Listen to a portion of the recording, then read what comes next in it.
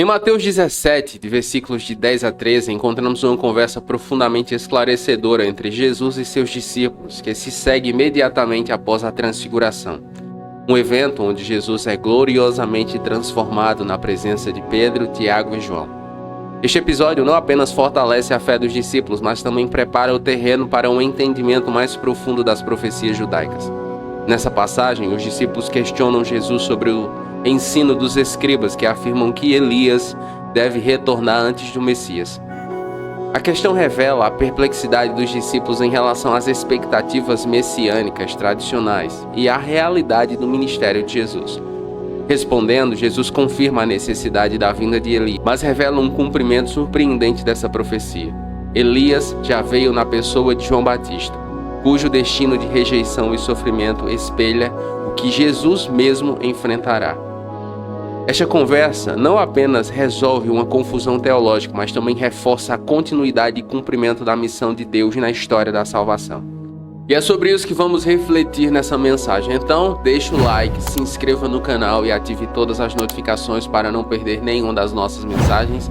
Fique comigo até o final, porque há uma palavra de Deus para você. Os discípulos perguntaram a ele: por que os mestres da lei dizem que é necessário que Elias venha primeiro? Essa passagem de Mateus capítulo 17, versículo 10, está falando sobre reencarnação? Não.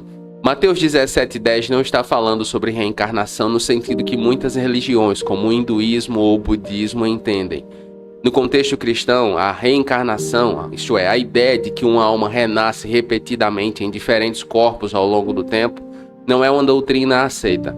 Em Mateus 17:10, quando os discípulos perguntaram sobre Elias e a afirmação de que ele deve vir antes do Messias, eles estão se referindo à expectativa judaica baseada em profecias do Antigo Testamento, especificamente em Malaquias 4:5, que diz que Elias voltaria para restaurar todas as coisas. Mas Jesus explica que essa volta de Elias foi cumprida na pessoa de João Batista, que veio no espírito e poder de Elias, conforme está escrito em Lucas 1:17. Jesus não está dizendo que João Batista é Elias reencarnado, mas sim que João veio com o mesmo espírito e missão profética que caracterizou Elias, ou seja, preparar o povo para a chegada do Senhor. Portanto, essa passagem trata de cumprimento profético e identificação espiritual ou simbólica, não de reencarnação literal. Algo muito interessante nesse texto que deve inspirar a mim e a você, que é, perceba, uma evolução dos discípulos no que se refere à compreensão espiritual. Os discípulos buscam agora entender as Escrituras profundamente. Antes, eles se mostravam sempre mais relaxados, agora não. Eles estão sempre mais curiosos. É isso que deve acontecer comigo e com você no relacionamento com Jesus. Nós devemos sempre procurar crescer e compreender sua vontade. Em 2 Timóteo capítulo 2, versículo 15, o apóstolo Paulo diz a Timóteo: procura apresentar-te a Deus aprovado, como obreiro que não tem do que se envergonhar e que maneja corretamente a palavra da verdade. Há muitos cristãos que são preguiçosos.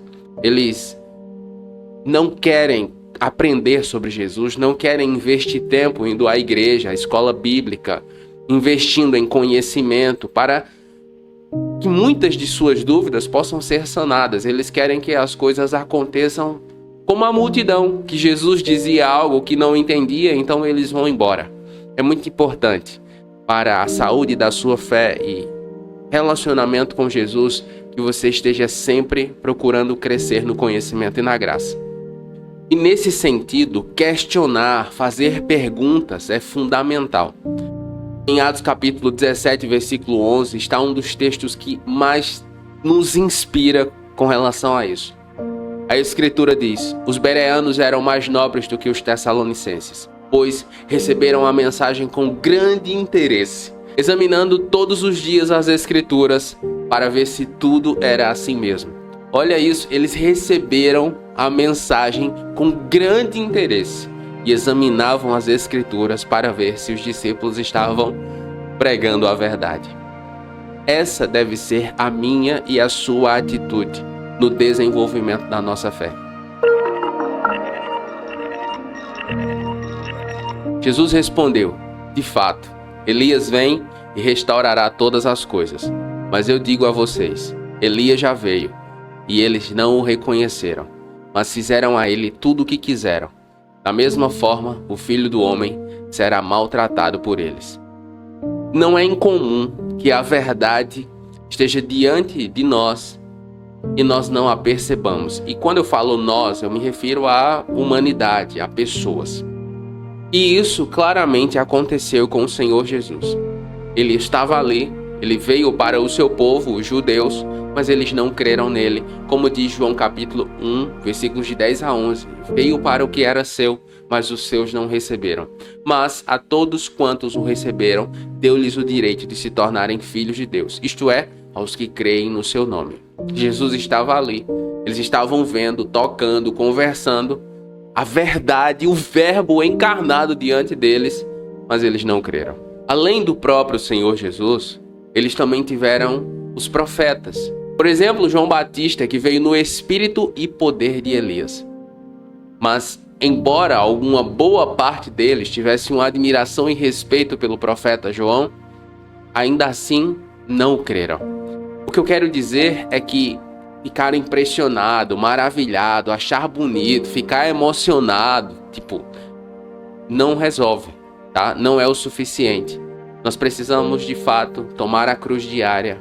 Em primeiro lugar, reconhecer Jesus como Senhor e Salvador da nossa vida, tomar a cruz diária e segui-lo. Isso sim é o que vai mudar a nossa vida, e não a admiração, e não a emoção, entende? Um outro problema, e esse eu considero o mais grave, inclusive na nossa geração, é o mau entendimento das Escrituras Sagradas. Porque isso pode ter consequências graves e eternas. Isso, o apóstolo Pedro, em sua segunda carta, no capítulo 3, versículo 16, ele diz o seguinte: ele escreve, isto é, Paulo, da mesma forma em todas as suas cartas, falando nelas desses assuntos. Suas cartas contêm algumas coisas que são difíceis de entender, as quais pessoas ignorantes e instáveis torcem, como também o fazem com as outras escrituras, para a própria destruição delas. O que Pedro está nos dizendo? Que há pessoas que pegam as escrituras, intencionalmente distorcem as escrituras para enganar as pessoas. Obviamente, são agentes do diabo para conduzir pessoas ao inferno. Por isso, meu irmão, minha irmã, é muito importante que você invista tempo com qualidade para ler, entender e praticar a Bíblia Sagrada no seu dia a dia. Então os discípulos entenderam que ele estava falando a respeito de João Batista. À medida que nós nos entregamos ao Senhor Jesus e buscamos conhecer sua vontade, ele nos revela, ele abre o nosso entendimento. Em Efésios capítulo 1, versículo 17, o apóstolo Paulo, ele diz algo muito interessante. Peço que o Deus de nosso Senhor Jesus Cristo, o glorioso Pai, lhes dê espírito de sabedoria e de revelação no pleno conhecimento dele. Conhecer a Jesus é uma jornada que vai ser concluída somente na eternidade. Concluída entre aspas, porque na eternidade nós vamos continuar conhecendo ao Senhor. Mas o que eu quero dizer é que você não pode, nem eu, ficar acomodado ou acomodada, ou ficar com preguiça, entende? Há algumas coisas no cristianismo que ainda não são claras para mim. Eu confesso a você, eu não entendo tudo e também não sei de tudo. Todavia, eu entendo que no tempo de Deus, Ele me revelará. Ele vai falar comigo, se não nesta vida, na eternidade, certamente. Os discípulos tiveram seus momentos de dúvida, seus momentos de incompreensão, mas também tiveram seus momentos de clareza e entendimento.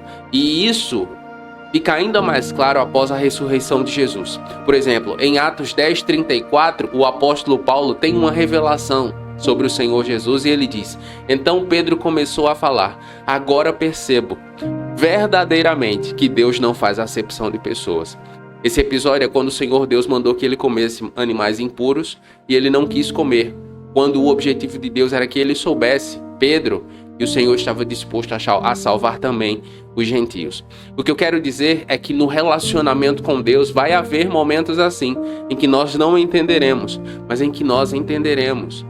vai ser sempre essa junção de ambas as coisas para que nós continuemos crescendo na presença dele, entende?